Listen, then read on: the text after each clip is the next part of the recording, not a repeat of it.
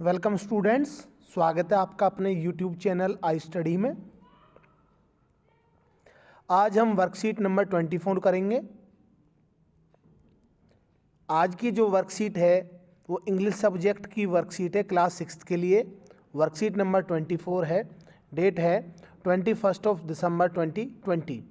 Directorate of education है या हम कहें एजुकेशन डिपार्टमेंट है जो दिल्ली का, वो ऑनलाइन टीचिंग लर्निंग एक्टिविटीज़ के लिए दिल्ली के गवर्नमेंट स्कूल के स्टूडेंट्स के लिए वर्कशीट भेजता है। आज वर्कशीट नंबर 24 हम करने वाले हैं। इंग्लिश सब्जेक्ट की ये वर्कशीट है क्लास 6 के लिए। आइए शुरू करते हैं। लेसन है फेयर प्ले। मैंने इसकी प्रीवियस 2 वर्कशीट आपको करवा चुका हूँ इस लेसन से रिलेटेड। जिन भी स्टूडेंट्स ने वो वर्कशीट नहीं देखी हैं उन वर्कशीट को ज़रूर देख लें, क्योंकि आज का जो लेसन है वो उन्हीं पर बेस्ड है प्रीवियस जो हमने वर्कशीट की हैं। अगर आप बीच में से इस चैप्टर को समझने की कोशिश करेंगे तो आपको समझ में नहीं आएगा, इसलिए सभी से रिक्वेस्ट है कि प्रीवियस वर्कशीट को ज़रूर देख लें, और जिन्होंने देख ली होगी, जिन भी बच्चों ने, उनको अच्छे से समझ में आएगा। आइए शुरू करते हैं। वी रेड दैट, हमने पढ़ा कि Jumman and Algu were good friends, कि जुम्मन और अलगू बहुत अच्छे दोस्त थे। एंड जुम्मन्स आंट, जुम्मन की जो आंट थी, requested for a monthly allowance. Allowance का मतलब मैंने बताया था कि जो जुम्मन की आंट थी उन्होंने क्या रिक्वेस्ट किया, महीने का खर्च, एक तरह से अलाउंस, खर्चा उन्होंने उनसे रिक्वेस्ट किया जुम्मन से। फ्रॉम जुम्मन, जुम्मन से।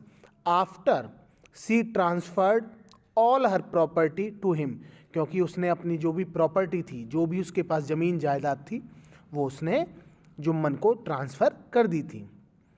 वैन मिसट्रीटेड, मिसट्रीटेड का मतलब होता है एक तरह से आप किसी के साथ गलत व्यवहार करते हैं।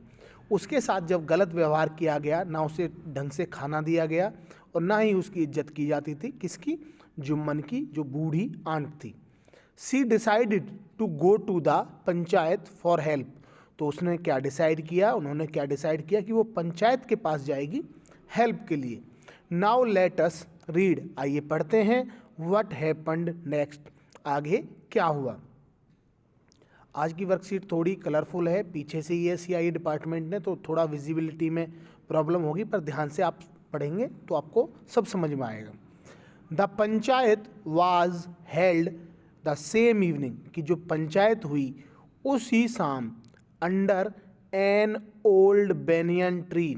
बेनियन ट्री क्या होता है, बरगद का पेड़, कि एक बरगद के पेड़ के नीचे उसी शाम को एक पंचायत हुई। जुम्मन स्टूड अप, जुम्मन खड़ा हो गया। एंड सैड, और कहा, the voice of the panch, voice मतलब आवाज़, आप अपने डिफ़िकल्ट वर्ड्स हैं वो लिख लिया करें, कि जो पंच की जो आवाज़ है, is the voice of God, वो एक भगवान की ही आवाज़ होती है। लेट माई अंट, कि मेरी आंट को, नॉमिनेट द हेड पंच, कि उन्हें जो हेड पंच है, यानी कि जो मुख्य पंच है, जिसको हम कह सकते हैं सरपंच, क्योंकि पंचायत का जो है हेड है उसको हम सरपंच भी कहते हैं, या हम कहें मुखिया है, उसको मेरी आंट को नॉमिनेट, चुनने की परमिशन दी जाए। ये बात किसने कही, ये कही जुम्मन ने अपनी आंट के लिए। I will abide by her decision, और मैं उनके डिसीजन से, अबाइड बाई का मतलब होता है फॉलो करना, मानना, कि मैं, उन्होंने जो भी उसको वो पंच चुनेंगी, मैं उनका जो भी डिसीजन होगा उसको मैं मानूंगा। The panch knows neither friend nor enemy. अब क्या होता है, एक लाइन है, ध्यान से पढ़ो। द पंच, की जो पंच है, नोज नीदर फ्रेंड, ना उसका कोई दोस्त होता है पंच का, नॉर एनिमी, एनिमी मतलब दुश्मन, ना तो जो पंच होता है उसका कोई दोस्त होता है और ना ही कोई दुश्मन होता है। वट डू यू से टू अलगू चौधरी, कि अलगू चौधरी तुम क्या कहते हो। द ओल्ड लेडी अनाउंस्ड, और ओल्ड लेडी ने अनाउंसमेंट की। एक तरह से उसने अपना जो पंच है वो किसको चुन लिया, अलगू चौधरी को। अलगू चौधरी किसका दोस्त था, जुम्मन शेख का, जिनकी ये बूढ़ी आंट थी। फाइन, वो कहता है चिल्ला करके, फाइन रिप्लाइड जुम्मन, जुम्मन को कि बहुत अच्छा, ठीक है।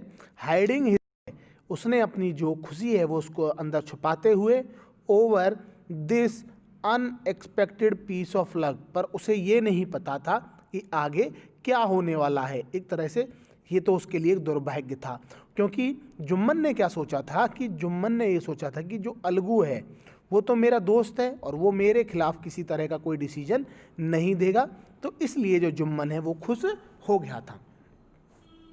आगे चलते हैं। सभी बच्चों से अगेन कह रहा हूँ, पहले इसको अच्छे से समझ लें, तभी आप क्वेश्चन आंसर कर पाएंगे। अदरवाइज बिना समझे करने की कोशिश करोगे तो फिर आपसे नहीं होगा। चाची, you are aware of my friendship with Jumman, कि आपको मेरी जो फ्रेंडशिप है, दोस्ती है जुम्मन के साथ, आप उसके बारे में अवेयर हैं, जानकार हैं, आप जानती हैं। सैड अलगू, अलगू ने कहा। I know that, replied the aunt, aunt ने जवाब दिया कि हाँ मैं जानती हूँ। But I also know, but मैं ये भी जानती हूँ, that you will not kill your conscience, कि आप अपनी अंतरात्मा को नहीं मारोगे। कंसाइंस का मतलब अंतरात्मा। You will not kill your conscience for the sake of your friendship, कि तुम दोस्ती के लिए जो आपकी अंतरात्मा है उसको नहीं मारोगे और जो भी सच्चा डिसीजन होगा आप उसको दोगे। God lives in heart of the panch, क्योंकि जो पंच है उसके दिल में कौन रहता है, भगवान रहता है। And his voice is the voice of God, और उसकी जो आवाज़ है वो भगवान की आवाज़ ही होती है। And the old lady explained her case, और ओल्ड लेडी ने जो अपना केस था, यानी कि जिस बारे में ये पंचायत हो रही थी, वो पूरी पंचायत को और खासकर अलगू चौधरी को सबके सामने बताई। जुम्मन सैड, जुम्मन ने क्या कहा, जुम्मन सैड अलगू, जुम्मन से अलगू ने कहा, you and I are old friend, कि तुम और मैं बहुत ही पुराने दोस्त हैं। Your aunt is as dear to me as you, और वो मुझे इतनी ही डियर, डियर का मतलब प्यारी या प्यारे, कि वो मुझे बहुत ही ज़्यादा प्यारी हैं जैसे कि तुम हो।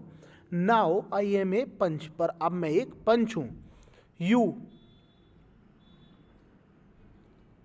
यहाँ पर मिटा हुआ है पर मैं आपको बता देता हूँ।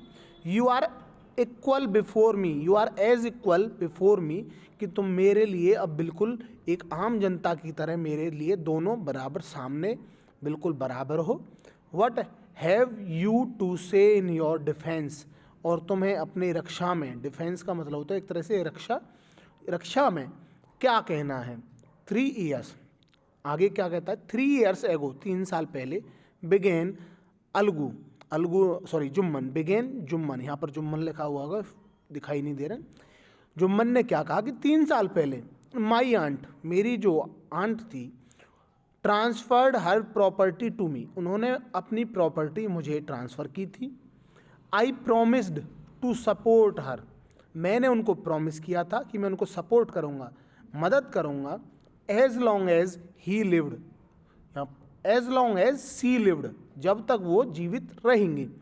आई have done all I could, और मैंने सब कुछ किया जो मैं कर सकता था। ये सब किसने कहा, ये जुम्मन कह रहा है। जुम्मन अलगू चौधरी को, जो अब फिलहाल पंच हैं, हेड पंच हैं, उनको बता रहा है। There have been a couple of quarrels, कि कुछ क्वेरल्स हुई, कपल ऑफ क्वेरल्स, क्वेरल का मतलब होता है झगड़ा, कि कुछ झगड़े हुए। बिटवीन माई वाइफ, मेरी पत्नी के बीच में, एंड हर, और इनके बीच में, यानी कि बूढ़ी आंट जो थी उनके बीच में। But I can not stop it, पर मैं नहीं रोक पाया। Now my aunt is claiming, पर जो अब मेरी आंट हैं वो क्या क्लेम कर रही हैं, क्या दावा कर रही हैं। ए मंथली, एक मंथली यानी कि महीने का, अलाउंस फ्रॉम मी, खर्चा मुझसे, यानी कि वो महीने का खर्चा मेरे से मांग रही हैं। दिस इज़ नॉट पॉसिबल, ये पॉसिबल नहीं है। That's all I have to say, मैं सिर्फ इतना ही कहना चाहता हूँ। आज हमने पढ़ा कि क्या क्या हुआ चैप्टर में। जिन भी बच्चों को थोड़ी प्रॉब्लम आई है एटलीस्ट इसको 2 बार देख लें, उनको अच्छे से इस टॉपिक समझ में भी आ जाएगा। जो स्टोरी है फेयर प्ले। आगे चलते हैं। अब कुछ क्वेश्चन हैं जो इस पर बेस्ड हैं, पहले आप समझ लें फिर मैं आपको आंसर्स दिखा दूंगा, आप आंसर्स वहाँ से फिल कर सकते हैं रिटन फॉर्म में। On the basis of your reading, कि अपनी जो पढ़ने की जो आपकी समझ है, ऑफ योर पैसेज, जो भी अभी हमने पैसेज पढ़ा, राइट द आंसर, आंसर्स लिख लिए to the question that follow, जो भी क्वेश्चन दिए गए हैं। तो देखिए फर्स्ट क्वेश्चन है, where was the panchayat held the same evening, कि उस शाम जो पंचायत है वो कहाँ पर हुई। तो सबसे पहली लाइन में मैंने आपको बताया था, आप आंसर्स देख सकते हो। The panchayat was held the same evening under A banyan tree, ये पूरा सेंटेंस भी लिख सकते हो या फिर आप लिख सकते हो कहाँ पर हुई, अंडर ए बेनियन ट्री। आंसर्स मैं आपको दिखाऊंगा, अभी केवल आप समझ लें जो आपको फिर फिल करना। Who was nominated as the head panch by whom, कि किसे हेड पंच नॉमिनेट किया और किसने। हेड पंच किसे नॉमिनेट किया गया था, अलगू चौधरी को, और किसके द्वारा, बाई ओल्ड अंट, बूढ़ी अंट के द्वारा। सी क्वेश्चन है, इस पे आएंगे। Who said the following words to whom, कि ये वर्ड जो है किसने किससे कहे। The panch knows neither friend nor enemy, कि जो पंच होता है उसका ना कोई फ्रेंड होता है ना कोई एनिमी होता है, दुश्मन होता है। तो ये देखें, ये हमने कहाँ पढ़ा था, इस लाइन में। और ये किसके द्वारा कही गई थी, ये कही थी ओल्ड आंट ने। किस, old aunt to Algu, Algu से उसने, अलगू चौधरी से उसने ये बात कही थी। आई have done all I could, मैंने वो सब किया जो मैं कर सकता था, यानी कि जो उसने सेवा या जो भी उसने रख रखाव किया था अपनी बूढ़ी आंटी का। तो ये लाइन किसने कही थी, ये कही थी जुम्मन शेख ने। किससे, टू अलगू, क्योंकि वो अलगू को अपने केस के बारे में जब बता रहा था डिफेंस में। वट हैव यू टू से इन योर डिफेंस, कि तुम्हें अपनी रक्षा में क्या कहना है, ये कहा था अलगू ने, अलगू चौधरी ने टू जुम्मन शेख, जुम्मन से, कि आपको अपनी रक्षा में क्या कहना है। आंसर्स आप यहाँ से देख सकते हैं, देखिए ऐसे आपको समझ आ जाएगा, क्योंकि जब हम समझ के करते हैं, एक मिनट सॉरी, जब हम समझ के करते हैं तो क्वेश्चन आंसर भी हमारे लिए इजी हो जाते हैं। आप इसका स्क्रीनशॉट ले लें।